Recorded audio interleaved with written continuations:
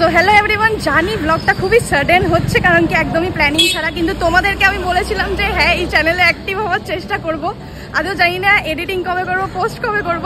তো বেসিক্যালি আজকে mother's day and তার সাথে হচ্ছে আমার বাবা মায়ের অ্যানিভার্সারি।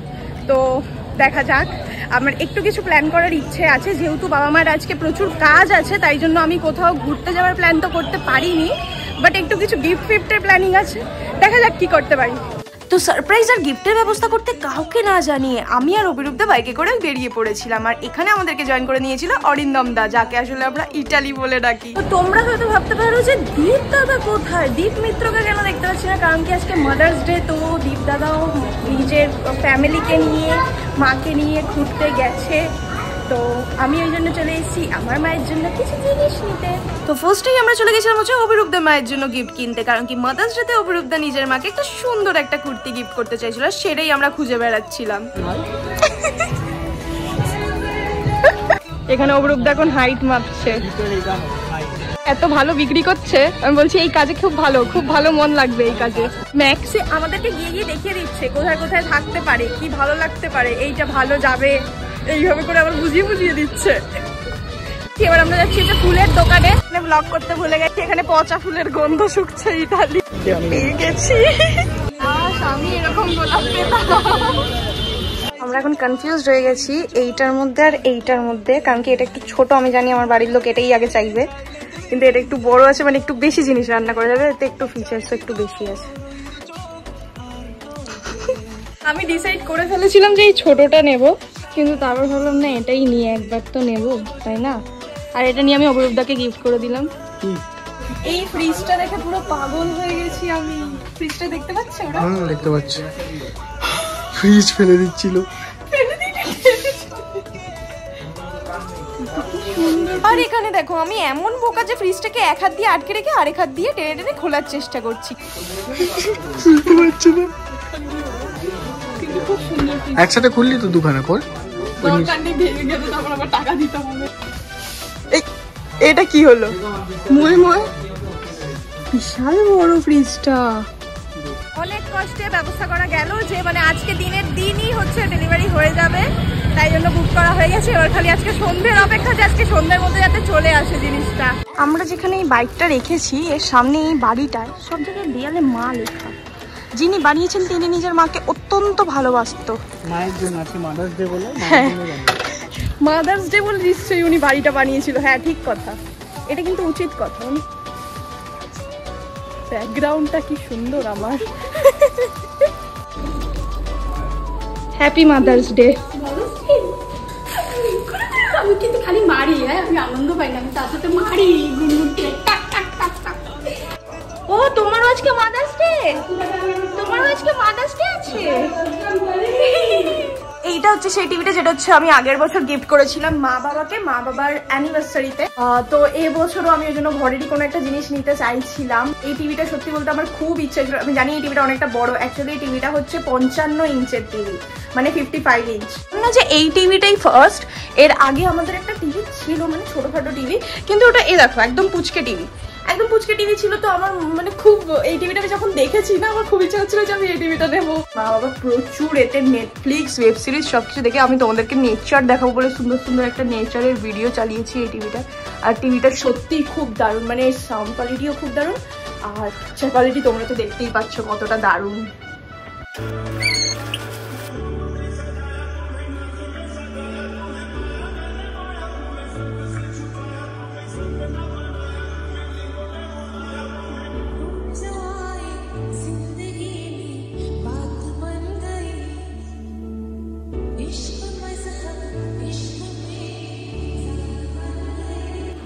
বলো কিছু বলো।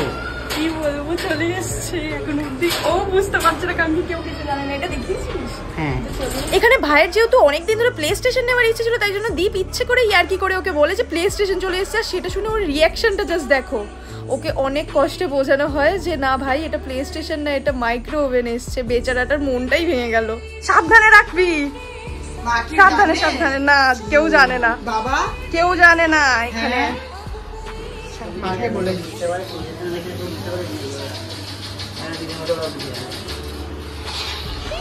বাবারে দেখাইবে। তুমি আসবে না? দুটো খোলা আছে, তাহলে আসো।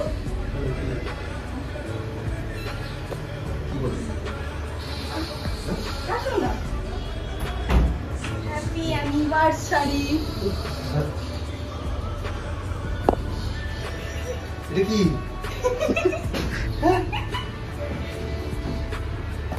মেয়েটা ওর সাথে গিফট দিয়েছে, তাহলে জিনিসটা কি গেস করো একবার, জিনিসটা কি? এটা কিন্তু আমি এনেছি। কি এসেছি? দেখো কি বলো তো, আমি বলি কি বলো? দেখো আসছে দাঁড়িয়ে। কাকু বুঝে গেছে। শুরু করেছি। তোমার কাছে না ছাড় খাও। না আমাকে আমার কাছে আমার এই অবস্থা, আমাকে নিয়ে যাবি না কিন্তু, আমার এই অবস্থা আমি যাবো না। এটা আনবক্সিং মানে তোলো, আনবক্সিং করবো মানে তোলো এটাকে। বাহ, আরে ওই যাচ্ছিল। ফেলি নিজে রেখে দেখতে পাচ্ছি ওটা তো কিছু এটা কি গেস করো দাও, কি বুঝতে পারছো না? মাইক্রোওয়েভ। ওই তো এত বড় বক্সে মাইক্রোওয়েভ, এত বড় বক্সে আসে। দুটো এনেছে। চল রান্না করে কেক বানাই। ঠিক আছে, কাটিং কাটিং। যা, ও ভেবেছিল বকা দেবে, ও ভেবেছিল সকাল দিয়ে ব্লগে 10 বার বলে ফেলেছি আজকে আমি খুব ছাড় খেতে চলেছি, আজকে আমি বিশাল বকা খাবো। আর তারপর আমরা এখানে চলে গেছিলাম হচ্ছে দুটো কেক নিতে। তোমরা নিশ্চয়ই ভাবছো তো দুটো কেক কেন? একটা হচ্ছে ঠাম্মার জন্য আর একটা হচ্ছে দিদুনের জন্য। ভালো আছে না? বললাম না শাড়ির সাথে ভালো লাগবে। আমি একটা শাড়ির সাথে ভালো লাগবে। কি লেখা জানো? মা নাম্বার 1। হ্যাঁ এইটা এদিকে আসো। বাবার কাছে সবাই চলে আসো না, এই সাইড গুলো চলে আসো। Happy birthday. Happy mother's day.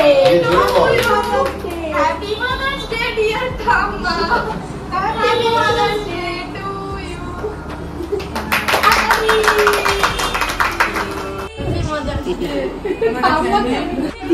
ঠাম্মা করে তো ও মা, থ্যাংক ইউ। এটা খুব কিউট, খুব সুন্দর হয়েছে। Thank you, thank you. খুব ভালো থাকো, অনেক বড় হও, অনেক ভালো থাকো, সুস্থ থাকো সবসময়।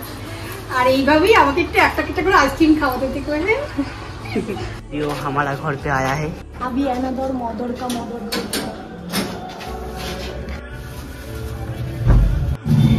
Happy mother's day.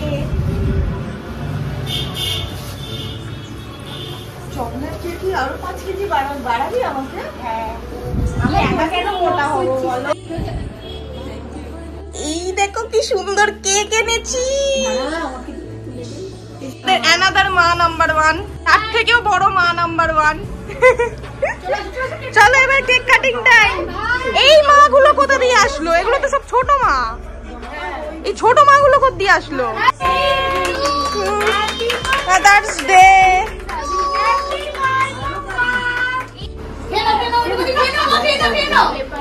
তো এই মাটাকে কে খাবে সেই কথাটাই চলছে। ভাবছি এই মাটাকে প্রথম আগে আমি খাই। এটা খেয়ে খাবার যায়? আমরা পেপার ভাবলাম। না না, একটু কামড়ে নে, মাকে খাবে না। দেখো এইটা কে? তোমার নাম কি? রাজকন্যা। যাই হোক, এই যাত্রায় ব্লগটা বেঁচে গেল, ওই জন্য এখনই তাড়াতাড়ি করে আমি এবার টাটা করে দিচ্ছি, কারণ কি আর 1% চার্জ আছে।